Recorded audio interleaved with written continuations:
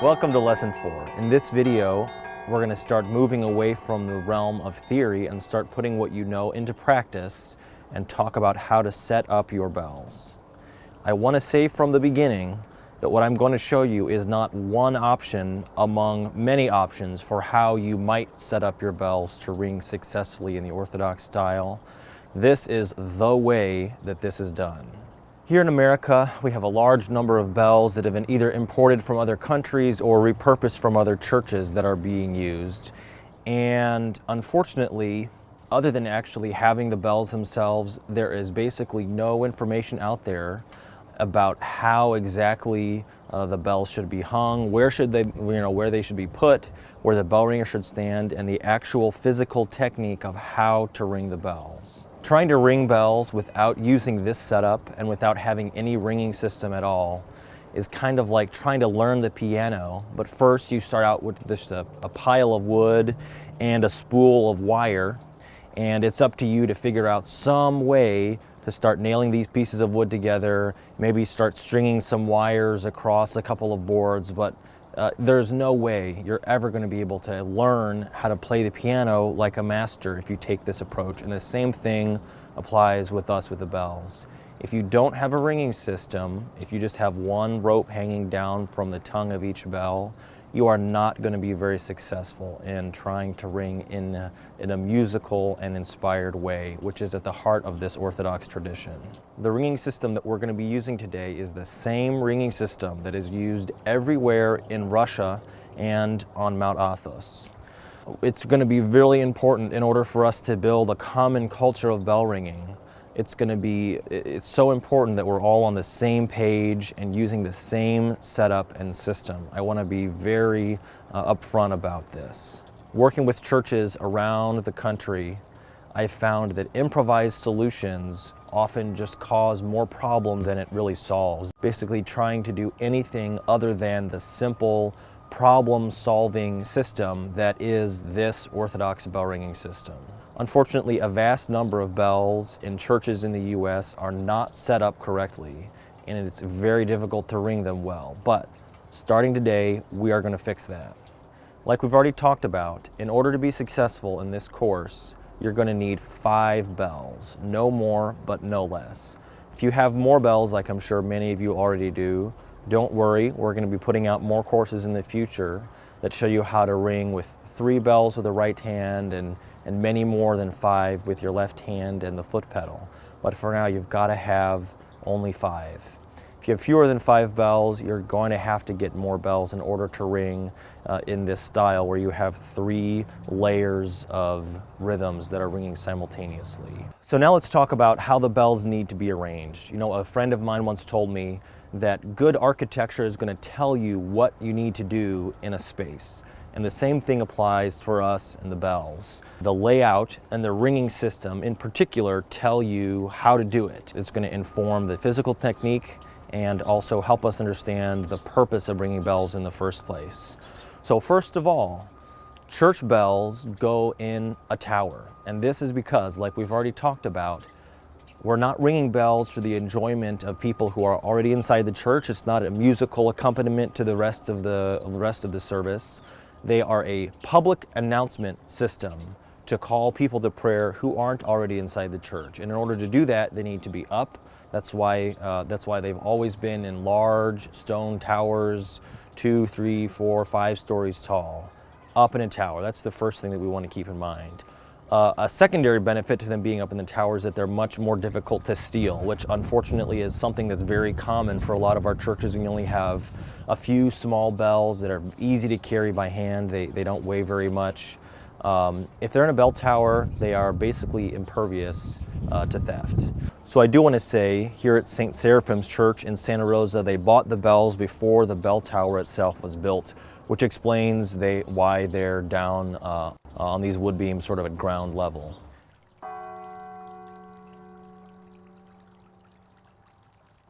So now that we know that the bells are supposed to be in a tower, the next thing that people usually think in terms of how to make the bells ring is probably, I venture to guess just because our thinking is informed by Western bell ringing, where you have the bells at the top of the tower that swing, and you have a long rope hanging down and the bell ringer down at the bottom, sort of a ground level, pulling a rope and making the bell swing. Well, in Orthodox bell ringing, the bell ringer has to be at the same level that the bells are. So you really are going to need to be basically in face level orientation with all the bells, except for the largest few bells. If they're pretty big, over 500 pounds or so, you can get away with moving them other places that aren't exactly face level. But it's very important that the beam that holds the smallest bells in particular, maybe the smallest 5 or 6,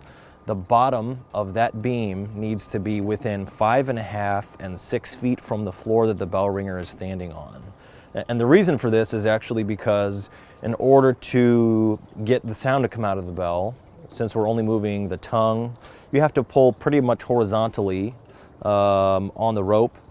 And if the bells are too high, which is very common, unfortunately, you'll see a lot of places put the small bells up high and the lower bells below them. What happens when you have especially the small bells too high, instead of just pulling the ringing line horizontally, you're actually going to be ringing at a much wider angle. And that's just going to cause all kinds of problems, especially if there's any amount of downward pull. It is definitely possible to pull the tongue, tear the tongue out of the bell, to break off the metal loop that's inside the bell. It's part of the bell, and that's not repairable. So it's really important that the ringing lines are horizontal, and the way you do that is by getting the bell ringer to, like I said, sort of face level orientation with the bells. So next, the bells must be with the smallest bells at the bell ringer's right and moving larger as you go to the left. Even if your main bell ringer is left-handed, it's like the piano. It's just the way that it works. Smallest and highest pitch on the right and moving larger as you go to the left. Now, here there are actually 7 bells, and it would be pretty impractical to have a beam that was long enough to get all the bells in one span. So it kind of brings us to our next point here, is that additional beams, other than the one that is right directly in front of the bell ringer, additional beams have to be around where the bell ringer is standing. They cannot be above or below, because like I said, you get into the same problem of having the ringing line be pulled no longer horizontally, but becomes much vertical, and then you have to use all these different mechanisms. It's much more simple to just have the next beams be at a right angle and sort of wrapping around the bell ringer. You think if you're actually in a bell tower, it's very easy to do. The bell is just going to be in the window opening, it's directly in front of the bell ringer, and other bells are just going to go in other window openings to allow the sound to escape out of the tower. Unfortunately, there are some places like at St. Tikhon's Monastery in Pennsylvania right now where the bell tower is built without this in mind, and the workaround solution that we were able to find, again, since we're not following these basic rules, the workaround solution causes more problems than it really solves. The ringing lines are constantly breaking. We had to use some solutions that aren't commonly seen in these setups that break all the time. The whole thing is exposed to the weather. It's a really difficult situation there.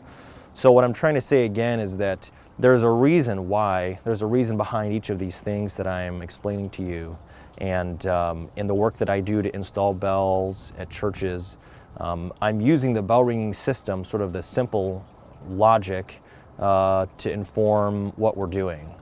It's really a problem-solving system that's extremely flexible.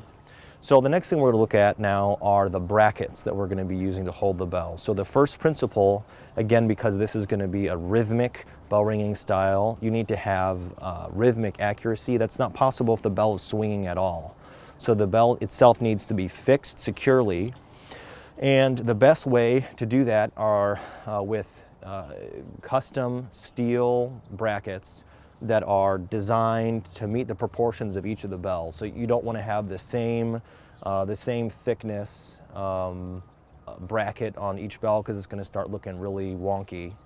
So obviously the smaller bells are going to have slightly more narrow All the bend angles are going to be different. You actually have steel bolts that are going to be going through the ears of the bell with special security hardware, special security nuts here that that you can't remove with normal hand tools. And I also use Loctite, a permanent thread locker that you, even if you did have the tools to be able to get the security hardware off, in order to even get it to move with the right tools, you have to heat it up to 500 degrees with a blowtorch. So the bells are secure from theft. Now, again, I do want to say on the topic of theft, the best place to prevent, the simplest way to prevent theft is just to have your bells in a bell tower. But if they can't be, then you have to use security hardware, because unfortunately, bells are constantly being stolen, especially these smallest ones. Now, to hold the bells themselves, because you don't want them to swing at all, that rules out using rope or chain or steel cable or like store-bought U-bolts that don't actually fit each bell perfectly, because all of those things are going to allow the bell to move. You know, if you're using rope, the bell is going to swing unless you cinch the bell up against the bottom of the beam, but the same with the cable and the U-bolts and the chain as well. But if you have it cinched up against the bottom of the beam, it dampens the sound, and as the bell, you know, subtly moves around, it's going to gouge away the bottom of the beam. So that's just not a good option. You need to use custom fabricated steel brackets to hold the bells. Now let's talk about the ringing system itself. So again, at the beginning of this little section, I want to say this bell ringing tradition and this bell ringing system is for one person to ring all the bells at the same time. Again, I want to reiterate, this isn't a suggestion or one option among many. One person rings all of the bells together. That's the fundamental idea why you even have a ringing system. The only exception to this is if you have multiple large bells that you can't even ring with a foot pedal, the tongue is too heavy, then you might need one or two people to ring the enormous bells. But I'm talking, you know, more than 7,000 pounds. So if your bells are any smaller than that, then you need to be ringing just with one person. One person can easily ring up to 12 or 13 bells with this system. One of the reasons why you don't want to have multiple people ringing the bells is, well, I'll tell you a couple of them. So the first one is if you have one person ringing small bells, another person ringing the middle bells, and a third person ringing the largest bell, the only thing that you're going to be able to do is ring honestly a pretty clunky and unmusical rhythm. It's super difficult to coordinate how to ring in a fluid, improvised, and musical way without talking to each other while you're ringing. That's not going to work. I like to think of you know, playing the guitar. If you're playing the guitar and you're picking with your right hand or strumming with your right hand, and you have somebody else reaching around from behind you to grab the neck and do the fingerings, that's not going to work very well. And it's exactly the same concept with the bells themselves. Not to mention the fact that I don't know about how big your church is and how many liturgical artists there are available all the time. The church that I grew up in, we did not have 2 or 3 people available at every weekday service, weekday Vesper service or weekday liturgies, or times when there just weren't a lot of people at the church in that given service. We did not have all these extra people just ready to go out and ring the bell. Usually the way it just works out is that the people that are ringing the bells already have a musical background, and if you have any musical training in church, you are going to be in the choir. That's just how it works. And so then you run up against the problem of having to pull people out of the choir to go ring the bells. And unfortunately, the times during the service and before when the bells are supposed to be rung are also times when there's singing that happens. So again, I want to say that unless you have bells that are over 3 tons, this is something for just one bell ringer. So now let's take a look at each of the groups of bells individually. Let's start with the small bells. So like we said, they need to definitely be at sort of face level from where the bell ringer is standing. And all of these bells also need to be within about arm's reach or so of the bell ringer. So we've got these 2 ropes that are come in from each of the bells and tied together just in a simple knot. You just take this in your right hand and hold it like this. One of the next lessons we're going to get more into right hand technique, but basically this is how this works with the right hand. You just go up and down to make these two bells ring. Obviously you want to tie the rope to the tongue of the bell. I actually sew this connection closed instead of using knots because it allows you to pull in more of a straight line. It's less bulky, and it is just the worst feeling in the world when you're ringing during the procession on Pascha night and one of these ropes comes off, which has happened to me before. That's just the worst feeling ever. So I'm sort of paranoid about these ropes coming undone, so I've actually sewed the ropes together here, and then I put a little bit of clear fingernail polish on top of the thread to make it a little bit more weatherproof. So that's the right hand, the small bell. So let's talk about the middle bells. What you want to do for now is just select, if you have more than 5 bells that you're working with, just select 2 bells for your left hand, 2 of the middle bells.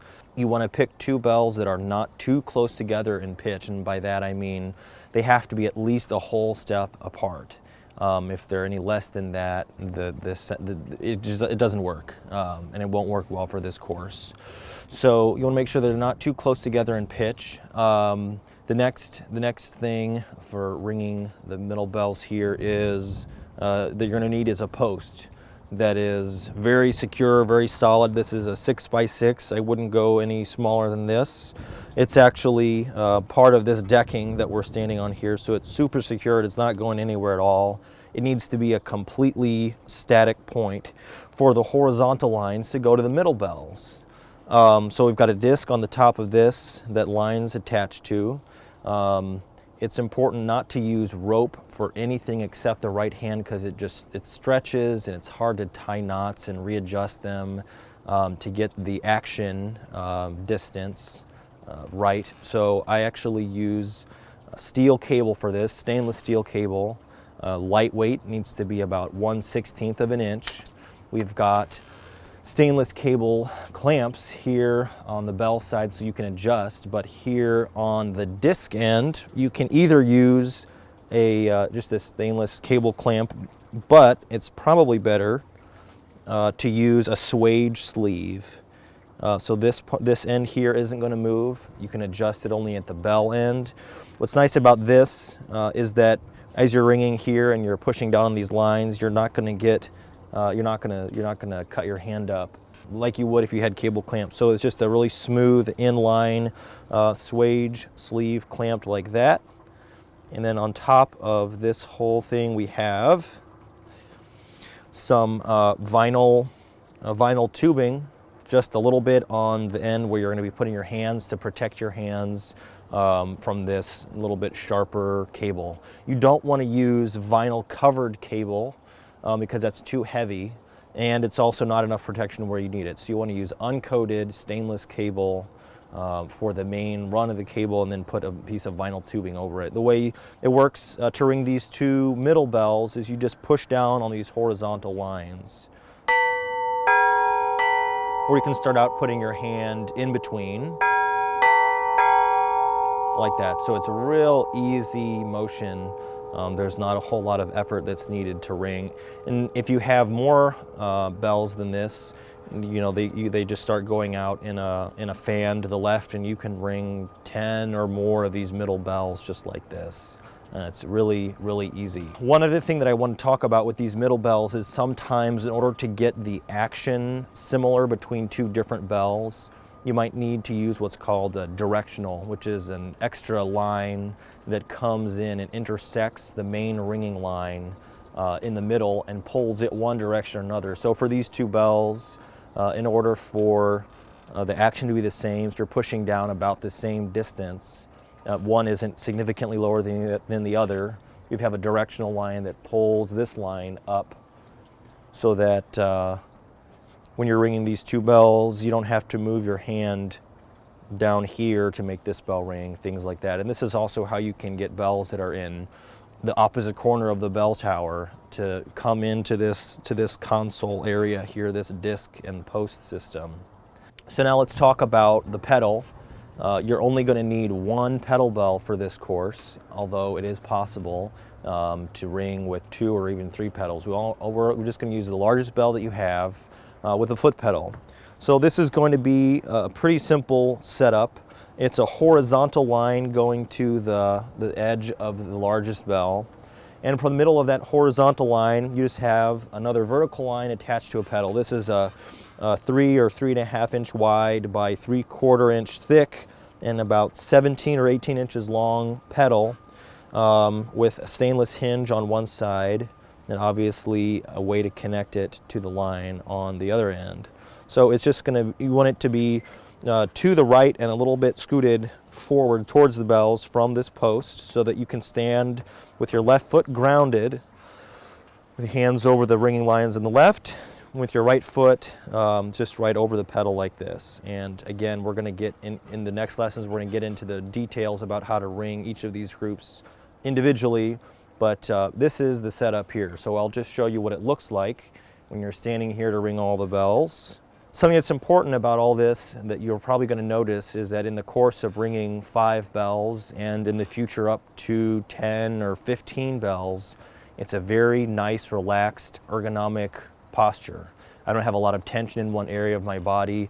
I'm not reaching out too far. The ringing system brings the action of making the bells ring right to one place for one person to be able to simply and easily ring all of the bells. So again, the goal for us is to bring all of the ringing mechanism from all these bells just to one place for one ringer to be able to ring the bells. Now, I'm sure many of you have been to Orthodox churches where the bells are not set up anything at all like this.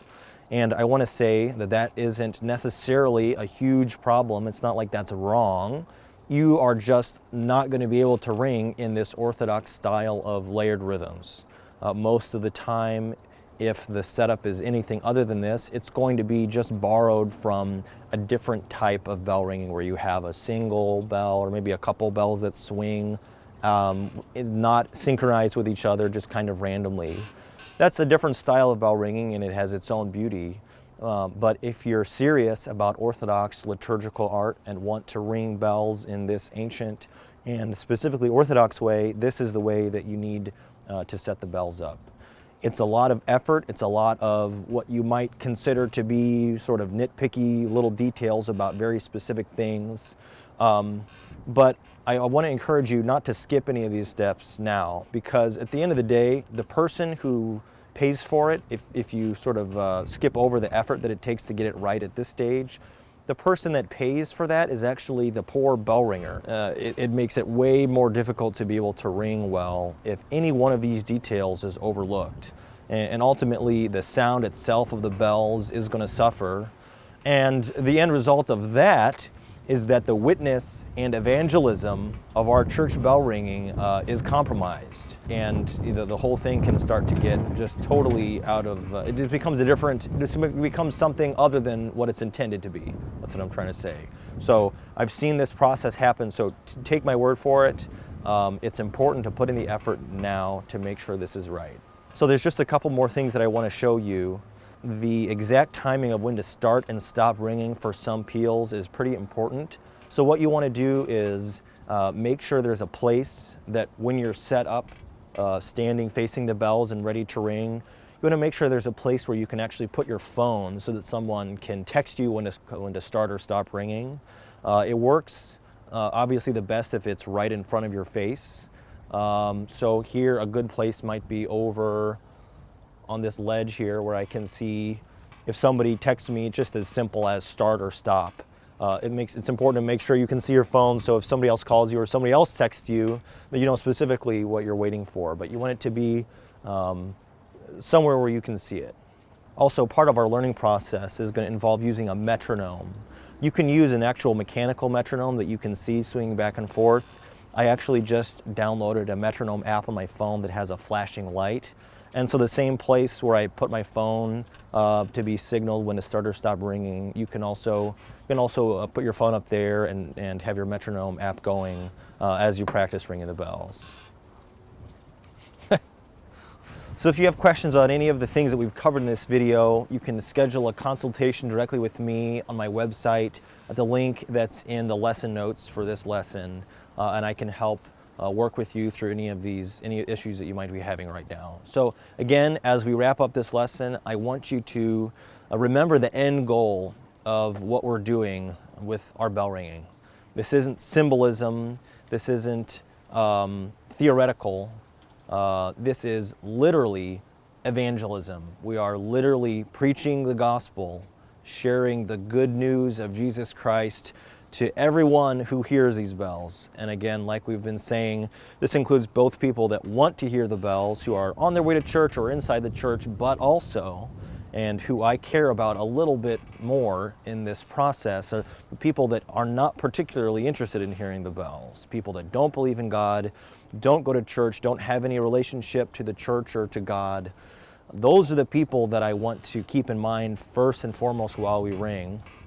And it's important that if our bell ringing sounds bad, if it's obnoxious because it's bad music, that really damages the witness that we can do with this liturgical art. So remember, keep that end goal in mind, and then work backwards from there to figure out what you need to do in terms of logistics, getting the bell set up correctly, learning to ring, ringing well, all those things need to always serve the end goal that we have. So thanks so much, and I'll see you in the next video.